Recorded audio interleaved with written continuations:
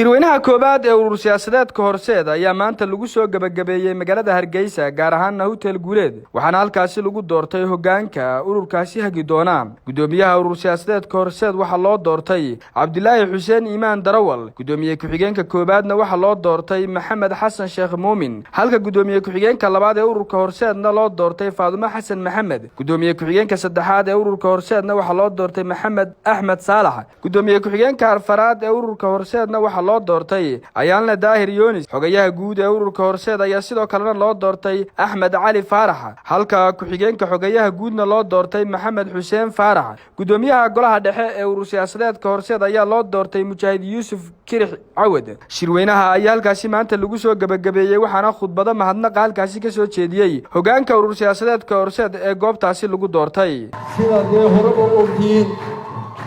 anu waxaan ururka ahay ragga ku fakiray in ururkan aan sameeyno markaynu aragnay baahiyo badan oo iyo galdaloolo badan oo ujeedooyinkii aynu xisbiyada u samaysanay aad moodo inay ka baydheen ay ka leexatay marka ugu horeysa ujeedadaynu u samaysanay xisbiyada badan nidaamka xisbiyada badan waxa weeyaan inaynu qabyaaladda kaga guurno oo xisbi dee qabiili waxba ma sameynaya waxba soo kordhin maayo waxaad moodaa weli inaynu ku dhex rafanayno oo xisbiyadeeni marka u dambaysa ay u xiibsiibanayaan reernimo u xiibsiibanayaan waxaa kaloo jira iyana dalkan khilaafaad joogto ah ayaa haleelay oo ay ka mid tahay dawaa maalin walba doorasho marka la yidhaahdo la qabanaya waa la isqabsanayaa waxaana keenaya shuruucda dalkaan la raacay anu waxba la qaadayaa in sharcigaa dalkaan raaco maanta haddaba haddii aan ilaahay gartay aad idinkuna garateen inaan meesha imaado oo cabdilaahi aan u imaado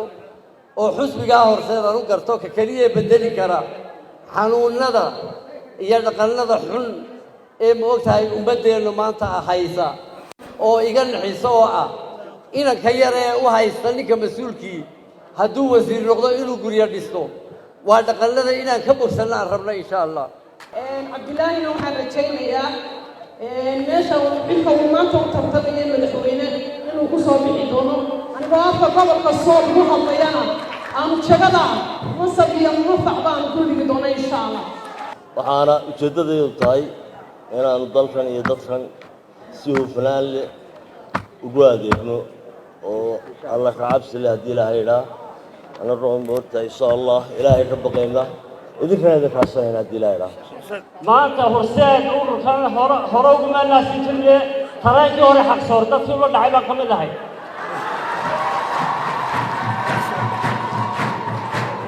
maanta cabdilaahi baa tareenkii dib u soo istaaray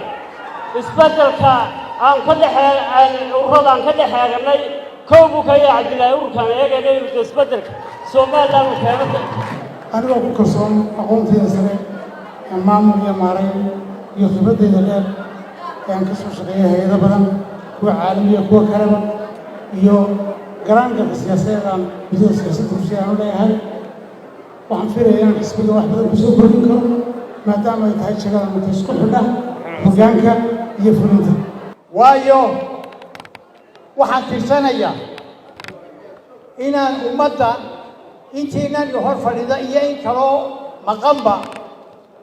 inaan abaal ku leeyahay oo markii aan nolosha bilaabay wanaaggeeda ee aan jaamicadda ka soo baxay 1982 ayaan halgankii u baxay ummad baynu nahay dal baynu ku noolahay wuxuu soo marayna waynu ogeyn dadkii waxayna taray ee naftooda inoo huray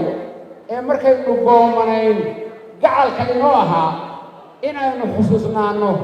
oo kiisii dhintay iyo kiisa noolba aynu abaal gudnaabay xaqi loogu leeyahay haddii aan ururka horseed wax ka soo qaato waxaan u malaynayaa inuu noqon doono ka ugu horreeya waayo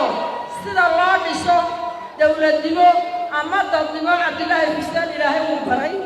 إلهي لو حرق بريا إنه هذا كي لو سولك هروك عاي إلهي نقدقهم وحان مدحة كسيدنا والسياسيات horseed oo aanu nafya maalba duligayno shirweynaha urur siyaasadeedka horseed ayay ka soo qayb galeen ergooyin kala duwan oo ka kala socday gobolada iyo degmooyinka Soomaaliland kuwaasi oo xuduudda taageerayaashoodana ku soo bandhigay hoolka hotelka Guuleed ee magaalada Hargeysa ee shirku ka socday labadii maalmood ee la soo dhaafay.